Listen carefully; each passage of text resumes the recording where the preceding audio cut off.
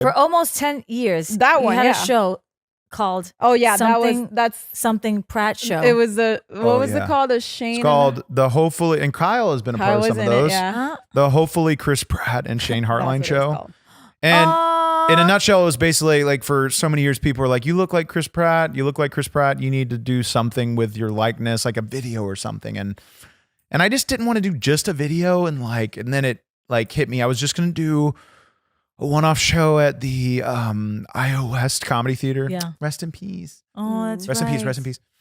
But I was just going to do a one-off comedy show where it was like a little bit of a mix of a publicity stunt and a bit comedy show where we were legit trying to get Chris Pratt to come do the show with us. And we did it. And it was, for the theater, it was something that was very different. And it was, the first show was a real big success. And so they immediately after the first show, like the next day, they were like, oh, please do this monthly. So I went from like, I kind of skipped over the normal process at that comedy theater of like auditioning and getting on a house team or doing that thing.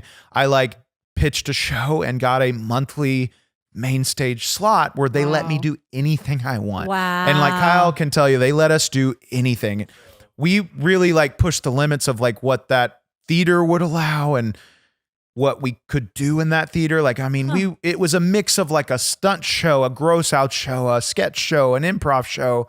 We were jumping off the balconies. We had like prop guns and like, it was just fun to see what we could get away with and try to make a show out of it. And Chris Pratt happened to be the through line of this stupid show, not stupid, this silly show. And then 7 shows in, I'll never forget, I woke up to a phone call.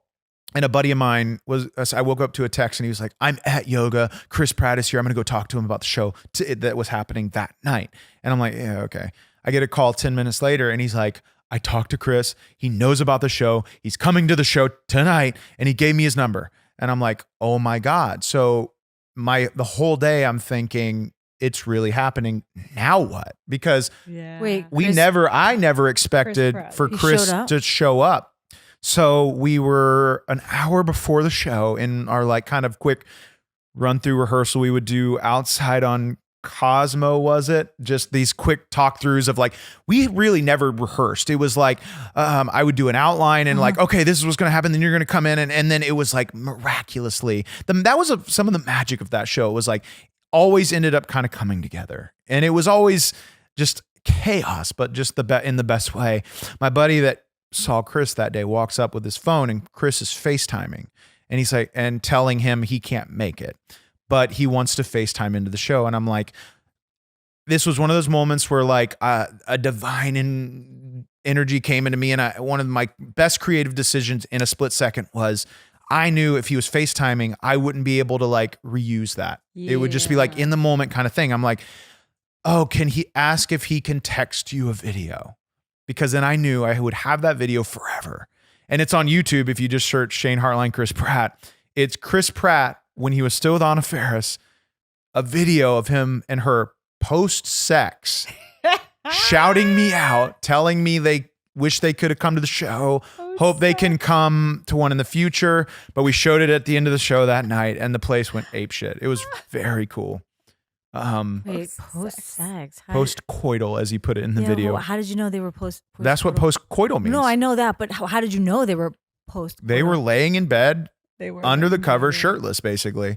And yeah, so that is a cool thing that happened. I love it, the intimacy of it all. But since then, it's been like cool. It's like he followed me on Instagram, and like the dream one day would be to like make something with him.